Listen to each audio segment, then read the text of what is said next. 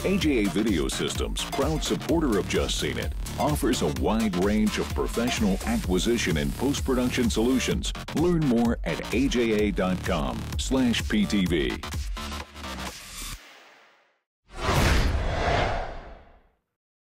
We discuss the upcoming nominees for Best Director in our special Oscar preview.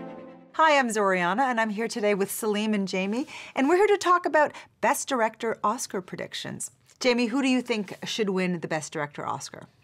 Well, I think it's basically a two-man race. It's between Alfonso Cuarón and Steve McQueen. I think Alfonso should win. Actually, who I think should win Best Director this year are the Coen brothers. They weren't even nominated.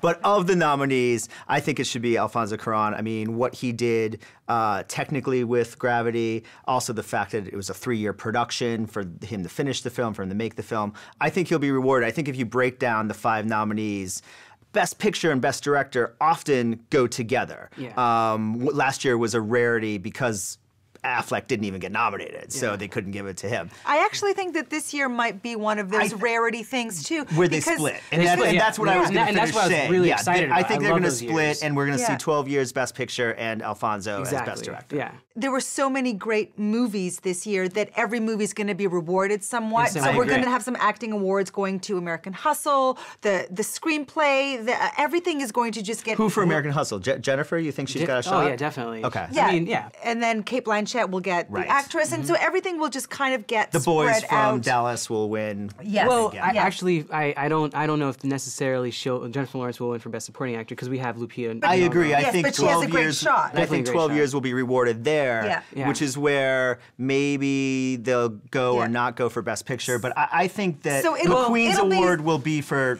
Best Picture. Yes, I mean, exactly. Well, because like as a piece of filmmaking, Gravity, when you think about it 5 years from now, it's seismic. It's something that you're going to remember. You're going to remember the moment you saw Gravity in a theater. Not to say you're not going to remember the moment you saw Wolf of Wall Street and say 12 Years a Slave. Well, that's it's not going to have the same effect. You may not have seen 12 Years a Slave. Exactly. Well, and also That's 12 Years a Slave is very difficult for a lot of people to watch. It is. And it's hard to say, I really enjoyed 12 Years a Slave. And Gravity is a movie that's going to sit with you for a long time, and it's safe. It's not going to necessarily make you uncomfortable. However, it's going to, it's going to be something that you're going to always remember, especially for Cuarón, because he has movies that when you see them, there are scenes that you're going to always remember. Children of Men, The Prisoner of Azkaban. He makes films that are kind of timeless. And I love those movies. I mean, even Gravity, I didn't love. I thought it had some plot holes, and I thought Sandra Bullock didn't quite carry it. That being said, the sound, the direction, the music, that's what he should be rewarded for.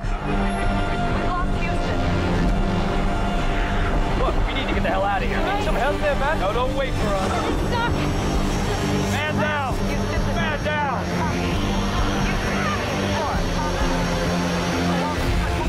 And it's believable because he created technology specifically for this film. He asked James Cameron, all right, I want to make this movie. How am I going to make it? And he's like, well, the technology doesn't exist yet. You should wait maybe 4 or 5 years to do it. And instead, he decided to just make the film. It took him a long time to do. And we'll create the technology. And he created it similar to Avatar. So I feel like Avatar, I don't think it should have won for Best Picture, but it needed to be recognized for what James Cameron did for the industry, what he brought to the industry. Well, exactly. Just like James Cameron won Best Director for Titanic, which at the time was a big feat in itself. He created an entire infrastructure in Mexico that still exists today for anyone shooting water movies. So just like he won for that, Alfonso Cuarón will be rewarded in this capacity as Best Director because of what he created. The rigs, the puppeteers, this LED light box, all of that is groundbreaking. And this is a film that does transcend gender, it does transcend ages. There are young kids who have seen this film and loved it. There are older people who've seen it and loved it. So it has that going for it too. It's a crowd pleaser across the board. Well, and Alfonso's won every award leading up to this. He won the Directors Guild, he won Critics' Choice, he won Golden Globes. So he's got that going into it. And the Directors Guild is a great barometer because you assume that everyone in the guild who voted for him will vote again. Exactly. And I think you made a great point that there's just so many great movies out this year that everybody should get recognized in some way. And I'm glad that that it's worked out in such a way that Alfonso is going to be able to win for Best Director.